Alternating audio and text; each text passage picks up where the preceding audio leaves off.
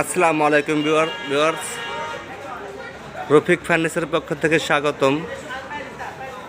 আজ কালামপুর নির্বাচন হয়েছে, ধামরাই কালামপুর নির্বাচন হয়েছে। তো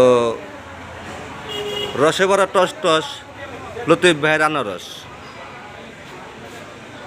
রসে ভরা টস টস লতিফ ভাইয়ের আনারস সে বিপুল ভোটে জয়লাভ করেছেন।